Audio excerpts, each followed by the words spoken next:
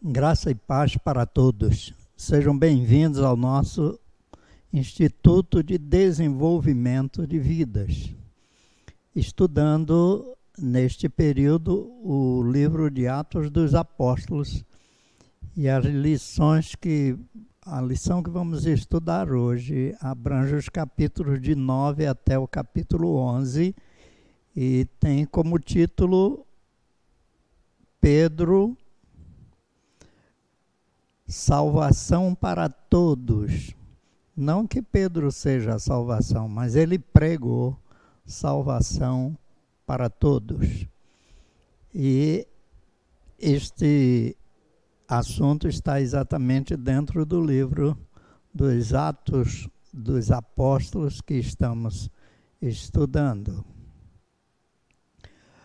O assunto que vamos estudar abrange os capítulos 9, versículo 32, até o capítulo 11, verso 18. Gostaríamos que as pessoas pudessem ler esse texto em casa, demoradamente, para que possa ter uma ideia de todos os assuntos envolvidos nesta lição. Trocando em miúdos, o nosso texto básico, já foi dito aí, 9:32 até o 11, versículo 18. O nosso texto devocional é Atos 10, de 9 a 16. Esse texto nós vamos ler. E o texto áureo, ou o versículo-chave da lição, é Atos 11, versículo 17, que também vamos ler. Vamos ao nosso texto devocional. Vamos fazer esta leitura. No dia seguinte, por volta do meio-dia, enquanto eles viajavam e se aproximavam da cidade, Pedro subiu ao terraço para orar. Tendo fome, queria comer. Enquanto a refeição estava sendo preparada, caiu em êxtase. Viu o céu aberto e algo semelhante a um grande lençol que descia à terra, preso pelas quatro pontas, contendo toda espécie de quadrúpedes, bem como de répteis da terra e aves do céu. Então uma voz lhe disse: Levanta-te, Pedro, mate e coma. Mas Pedro respondeu: De modo nenhum, Senhor, jamais comi algo impuro ou imundo. A voz lhe falou segunda vez: Não chame imundo ao que Deus purificou. Isso aconteceu 3 vezes e em seguida o lençol foi recolhido ao céu. Esse é o nosso texto devocional. O texto áureo da nossa lição se encontra em Atos 11 e 17, que diz o seguinte: Se, pois, Deus lhes deu o mesmo dom que nos tinha dado quando cremos no Senhor Jesus Cristo, quem era eu para pensar em opor-me a Deus? Esse texto é justamente quando Pedro está dando uma explicação do que aconteceu em Cesareia, lá na igreja de Jerusalém. Nossa introdução hoje vai falar de que Lucas deixou Paulo na cidade de Tarso e por quase 2 capítulos e meio também mantém o seu foco no ministério do apóstolo Pedro. Há 2 eventos que se destacam nessas passagens. Os milagres de Pedro compõem um dos eventos e o outro a conversão de Cornélio. Observe que Lucas escreve 2 histórias de conversão, uma bem próxima da outra.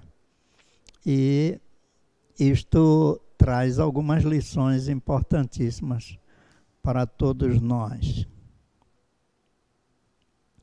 Se você se lembrar quem era Pedro antes de se tornar um dos grandes líderes da igreja, não poderá deixar de admirá-lo pela transformação que ele demonstra aqui nesses nessa história e principalmente mais na frente. Veja só, Pedro teve uma experiência marcante de conversão e de transformação. Veja só, antes era oscilante, impulsivo, depois em sua primeira carta, principalmente no capítulo 5, parece calmo e um líder de referência para outros novos pastores. Contudo, nós não podemos deixar de observar um aspecto de sua vida que ainda persistia, mesmo depois de algum tempo, no que era seu foco apenas no povo de Israel e na gente de sua raça, os judeus. Nós percebemos que os judeus eram muito resistentes a compartilhar a sua fé com pessoas de outras nações. Eles eram muito exclusivistas. E Pedro, culturalmente falando e pela sua criação ou educação, não era diferente. Mesmo que passou algum tempo com o Senhor Jesus Cristo, aprendendo com Cristo a quebrar aquelas barreiras que os fariseus colocavam, mesmo assim Pedro ainda começa o seu ministério apostólico preso ainda a algumas tradições. Então, assim como Deus usou uma experiência dramática para a conversão de Saulo, ele usou a conversão de outra pessoa, que foi Cornélio, um não-judeu, para mudar a vida de Pedro. Então, você pode observar que a situação que Pedro vive aqui nesta lição é uma situação de grande importância para seu ministério, para a sua vida e também para a continuação do Evangelho em toda a sua extensão. Mas na frente, no Concílio de Jerusalém, que os irmãos de Antioquia vão até Jerusalém para reclamar dos judaizantes que estavam exigindo um fardo muito pesado para eles, esta experiência que Pedro passou antes o ajudou a compreender a situação e tomar uma posição bem mais correta diante da vontade de Deus e dos planos do Senhor. Nessa lição nós vamos observar alguns pontos. Primeiro, Pedro fez milagres. Segundo, Pedro foi chamado por Cornélio o centurião. Terceiro, Pedro recebeu uma visão extraordinária. Quarto, Pedro pregou à família de Cornélio. E quinto, Pedro justificou suas ações. Então, nosso primeiro assunto, então, é que Pedro fez milagres. Os capítulo 9, de 32 a 43, relatam o fato de quando ele chegou em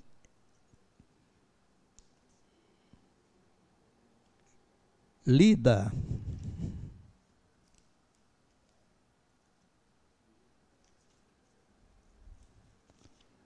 Atos 9, começando do 32. Capítulo 9 fala da conversão de Saulo, de Tarso, mas no capítulo, na continuação do capítulo, nós vemos o desenrolar da viagem de Pedro.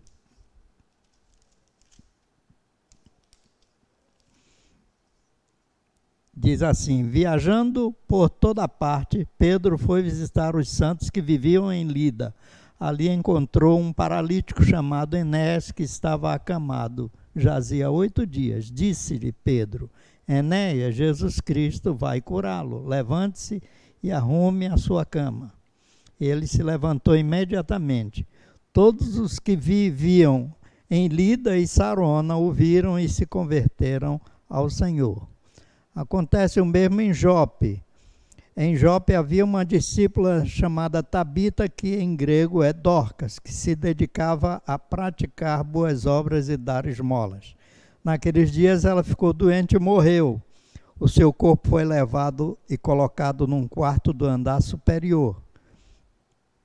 Lida ficava perto de Jope, e quando os discípulos ouviram falar que Pedro estava em Lida, mandaram-lhe 2 homens dizer: não se demore em vir até nós. Pedro foi com eles e, quando chegou, foi levado para o quarto do andar superior. Todas as viúvas o rodearam chorando e mostrando-lhe os vestidos e outras roupas que Dorcas tinha feito. Pedro mandou que todos saíssem do quarto, depois ajoelhou-se e orou. Voltando-se para a mulher morta, disse: Tabita, levante-se. Ela abriu os olhos e, vendo Pedro, sentou-se. Tomando-a pela mão, ajudou-a a pôr-se em pé. Então, chamando os santos e as viúvas, apresentou-a viva. Este fato se tornou conhecido em toda a cidade de Jope, e muitos creram no Senhor. Então, estes 2 milagres do apóstolo Pedro, que começa aqui no capítulo 9, versículo 32 em diante, está mostrando que Pedro começa o seu ministério de modo atuante e bem marcante. Em primeiro lugar, ele imitou Jesus na maneira de fazer o milagre, né?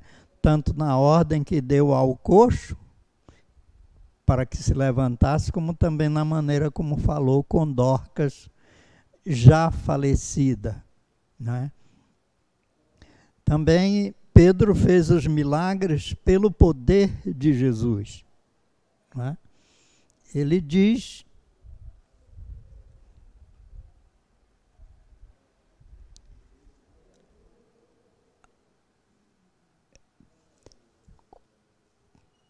a Enéas, Jesus Cristo vai curá-lo, levante-se e arrume a sua cama. Ele se levantou imediatamente. Então, note que ele usa o nome e o poder de Jesus para curar. Ele não confiou em si mesmo, nem para vencer a doença ou a morte, mas ele fez no nome de Jesus e com oração. Então, mostra aí que Pedro estava a serviço do Mestre, seguindo os ensinos do Senhor Jesus. E o mais interessante é que ambos os milagres resultaram na glória de Deus. Diz o texto que este fato se tornou conhecido em toda a cidade de Jope, e muitos creram no Senhor. Então, muitos conheceram a Deus e glorificaram o Senhor pelos milagres operados pelo apóstolo. Em segundo lugar, Pedro foi chamado por Cornélio o centurião, e esse assunto acontece no capítulo 10 do livro de Atos.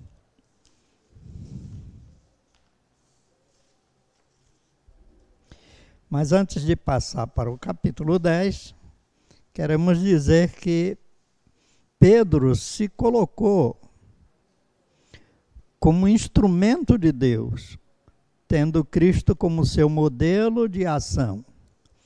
Ao servir ao Senhor na igreja ou fora dela, o melhor caminho a seguir, irmãos, é sempre imitar a Cristo. E Pedro estava fazendo exatamente isso, seguindo os ensinos de Cristo, seguindo sua orientação. Não era à toa que ele era apóstolo do Senhor Jesus Cristo. O texto de Atos 10, de 1 a 8,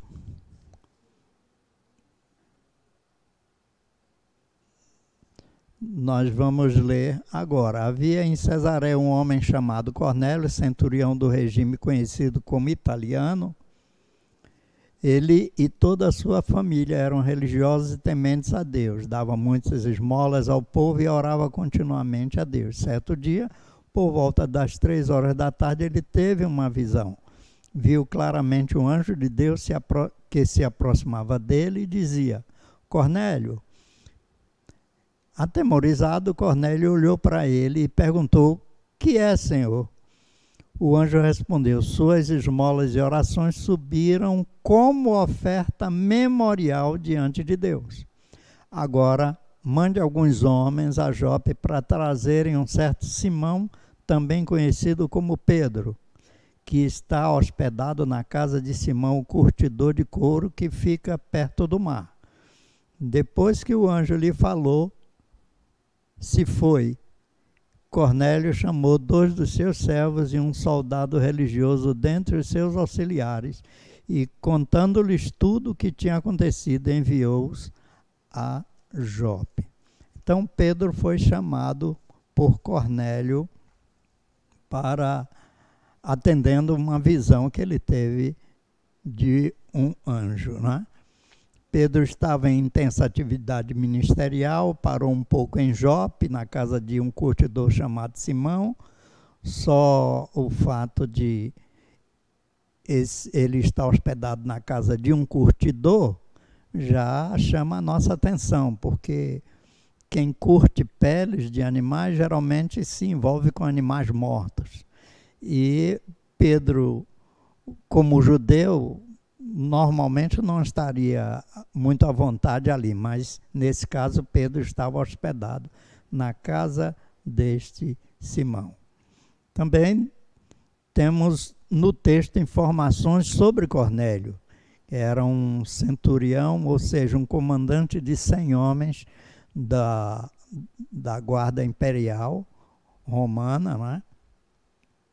Era temente a Deus este Cornélio. E é bom lembrar que nessa época havia um abismo muito grande entre judeus e não judeu.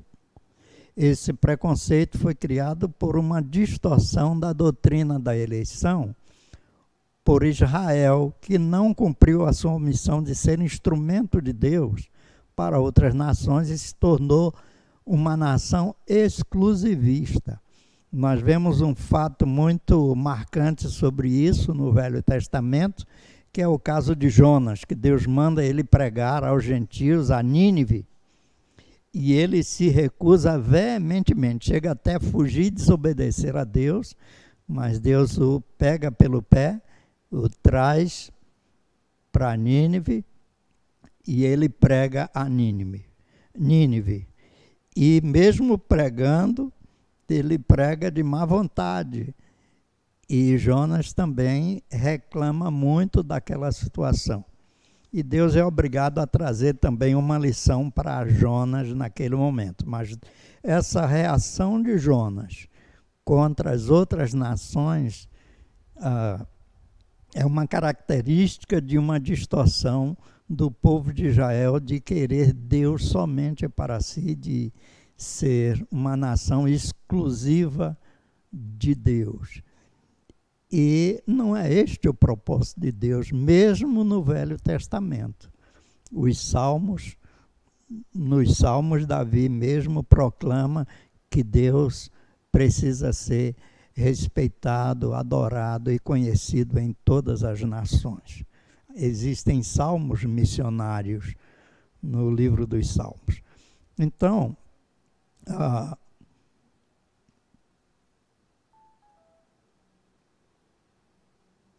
o Deus que agiu de um lado, agora age de um outro, trabalhando na vida de Pedro. Deus que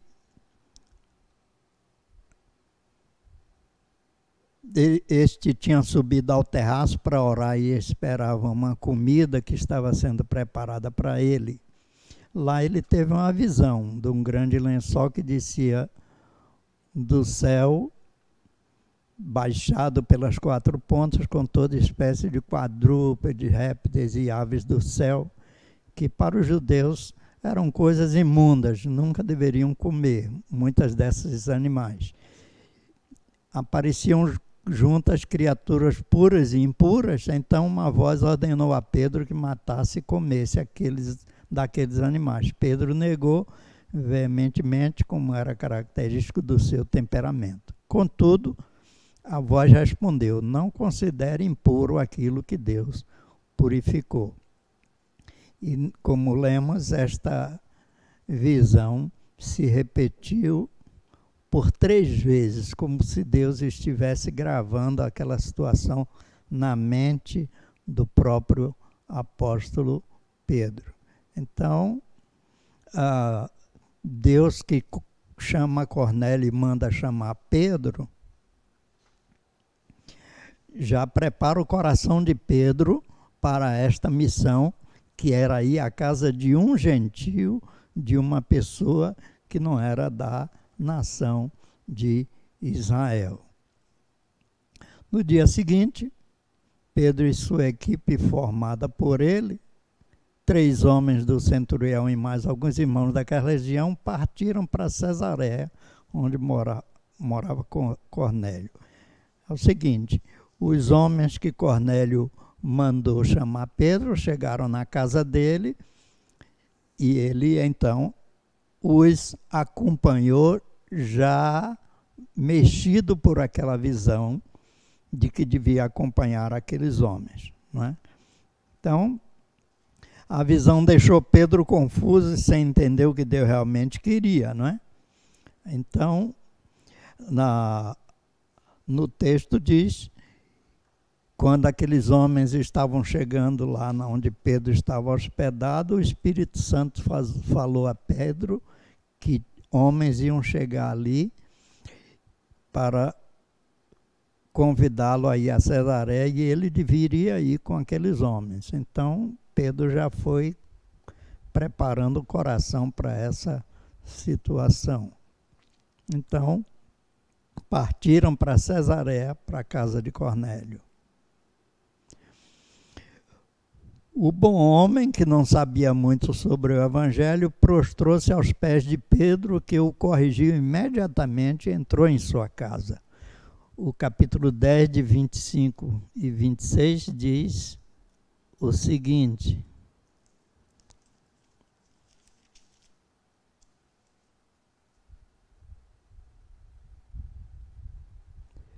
quando Pedro ia entrando na casa, Cornélio dirigiu-se a ele e prostrou-se aos seus pés, adorando-o. Mas Pedro o fez levantar-se, dizendo: levanta-te, eu sou homem como você. Então, ele prostrou-se aos pés de Pedro. Se Deus mandou que ele chamasse Pedro, ele já imaginou Pedro como um mensageiro do Senhor. E geralmente mensageiro é a mesma palavra para anjo, tanto no Velho como no Novo Testamento. E o que acontece?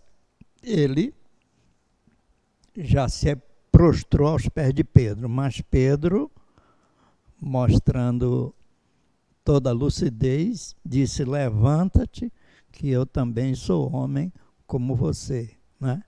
Então corrigiu imediatamente o que Cornélio havia feito de errado, não por intenção, mas por engano, né? E Pedro então entrou na sua casa. Depois de perguntar a Cornélio a razão da sua chamada, Pedro pôde compreender melhor como Deus vinha trabalhando naquela missão, preparando o terreno de mais um coração que se abria para a semente do Evangelho. Enéas, lá em Lida, né? E agora Cornélio em Cesareia. Cornélio estava tão aberto que prontamente reconheceu que estava na presença do Senhor e que Pedro era o seu mensageiro. Por isso ele se prostrou, mas Pedro o corrigiu.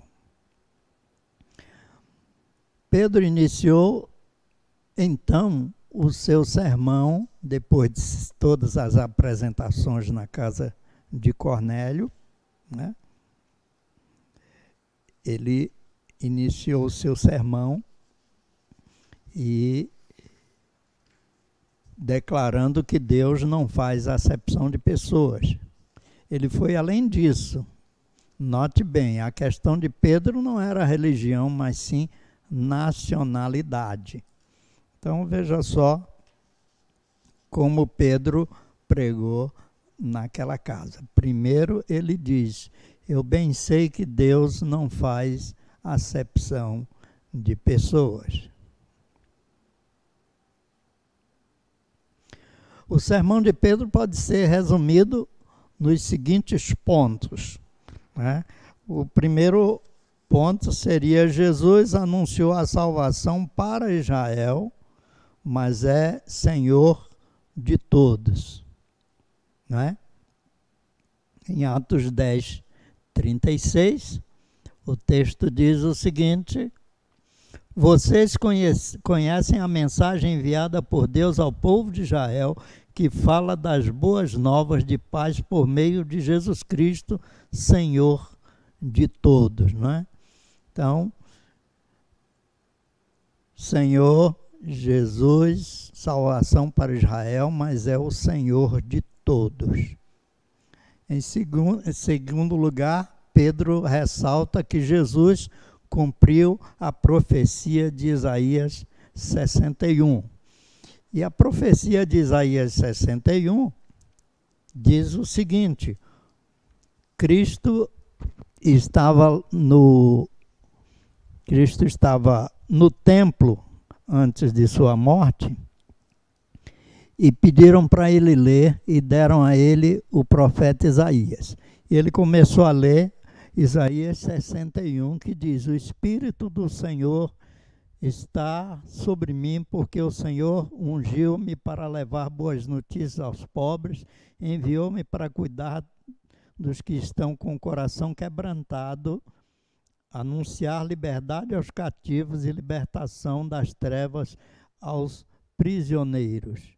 E este capítulo de Isaías termina com a seguinte declaração, versículo 11: porque assim como a terra faz brotar a planta e o jardim faz germinar a semente, assim o soberano Senhor fará nascer a justiça e o louvor diante de todas as nações. Note que a profecia de Isaías não inclui só o povo de Israel, mas todas as nações.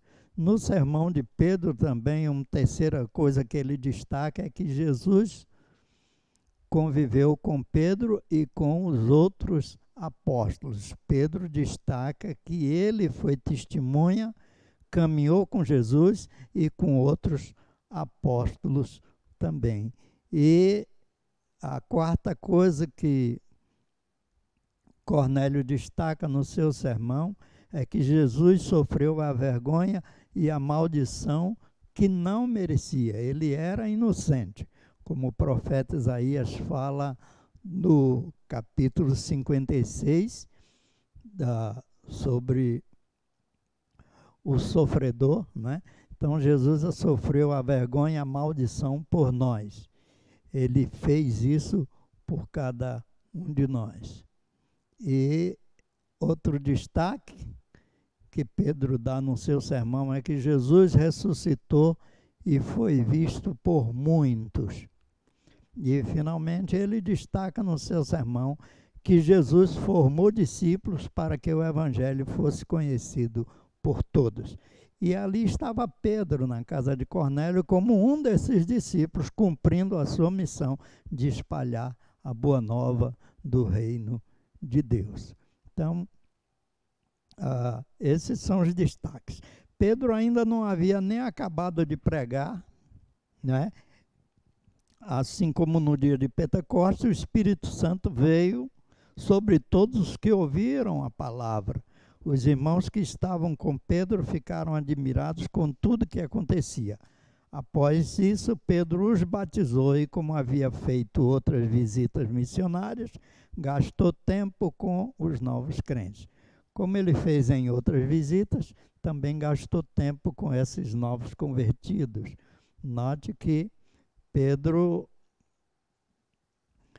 enquanto falava e pregava, o Espírito Santo desceu sobre aquelas pessoas na casa de Cornélio e os discípulos que foram acompanhando Pedro de Jope para esta cidade de Cesareia ficaram admirados de ver o Espírito Santo descer na casa de um gentil estrangeiro, como desceu no dia de Pentecostes sobre todos os seus discípulos e apóstolos.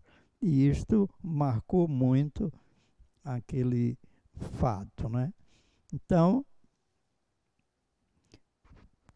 neste sermão, Cornélio nos ensina algumas coisas muito interessantes, né? Em primeiro lugar, ele nos ensina que religiosidade e bom comportamento não constituem prova de salvação. Cornélio dava muitas esmolas e fazia muitas orações e era sincero e fiel diante de Deus.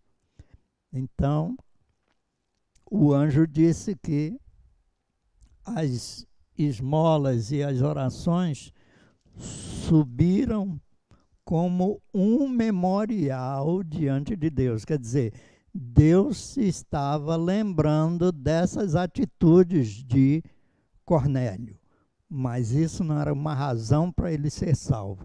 Para ele ser salvo, o anjo disse que ele deveria mandar homens a Jope trazer Pedro, e Pedro então deveria falar com ele sobre o que ele deveria fazer para ser salvo, e foi justamente o que Pedro fez. Falou sobre Jesus Cristo, né? Então, a religiosidade e o bom comportamento não constituem prova de salvação. Apenas o crer em Cristo é suficiente. Além disso, a história de Pedro e Cornélio nos ensina a evangelizar todas as pessoas, independentemente de classe social ou origem, raça ou credo. Todos devem ser evangelizados. Todos devem tomar conhecimento da salvação que há em Cristo Jesus. Então, em quinto lugar, Pedro justificou suas ações. Capítulo 11, de 1 a 18, Pedro volta para Jerusalém, né? E assim que a notícia chegou a Jerusalém, Pedro foi questionado sobre o que havia sucedido. E então, neste capítulo, nos versículos de 1 a 18, ele explicou tudo detalhadamente como tinha acontecido, e esses detalhes estão acontecendo do versículo 4 ao versículo 18, né? Pedro narrou como Deus trabalhara concomitantemente nos dois lados, mostrando a ele e a Cornélio que deveriam se encontrar. Pedro manteve a ordem cronológica no seu relato, né? Ele foi preciso e deu aos irmãos a chance de reviver a experiência com ele. E a gente pode destacar 4 pontos marcantes na revisão que Pedro fez de sua história com os gentios, né? Então, 4 pontos são marcantes na revisão que Pedro fez de sua história com os gentios. Em primeiro lugar, a visão sobre a queda das barreiras étnicas veio de Deus. Foi Deus que deu a visão do lençol para Pedro. Foi Deus que mandou Pedro, pelo Espírito Santo, acompanhar os homens à casa de Cornélio. Foi Deus que disse a Cornélio que deveria mandar chamar Pedro. Em segundo lugar, a ordem para seguir os servos de Cornélio veio de Deus também.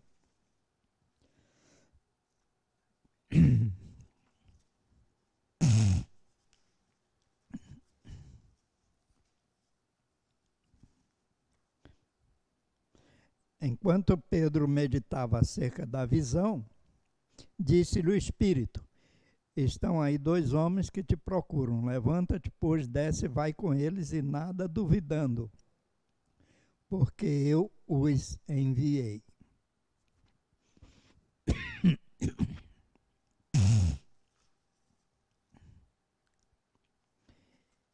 E a outra justificativa de Pedro foi a ação preparatória de Deus.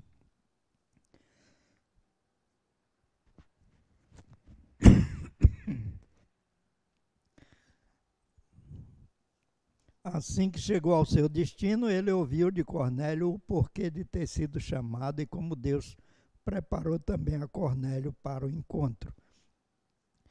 E Pedro estava ainda falando quando o Espírito Santo veio sobre aquele povo, a semelhança com o dia de Pentecoste.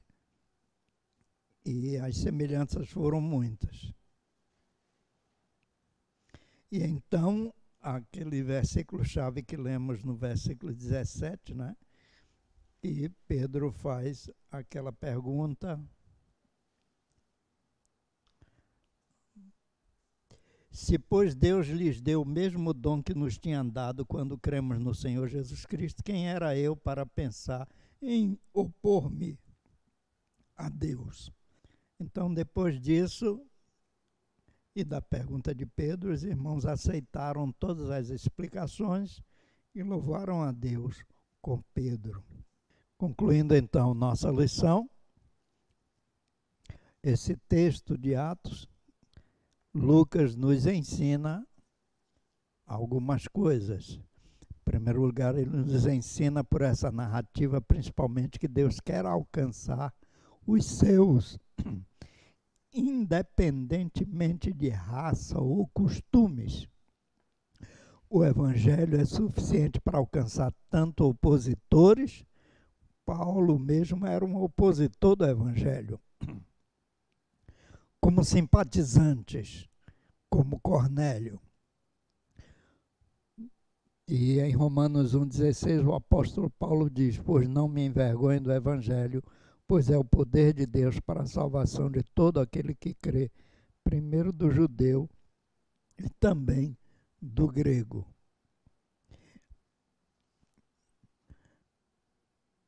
Isso nos diz respeito, nos diz algo para a nossa prática evangelística.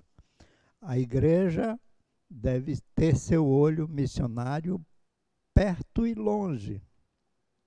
Além disso, deve achar uma estratégia para evangelizar a pessoas, não importando o nível social, sua cultura ou sua procedência. Esse é o nosso trabalho. O Senhor Jesus Cristo veio trazer salvação para todos. E nossa obrigação é permitir que essa salvação chegue a todos os povos. Que Deus nos abençoe.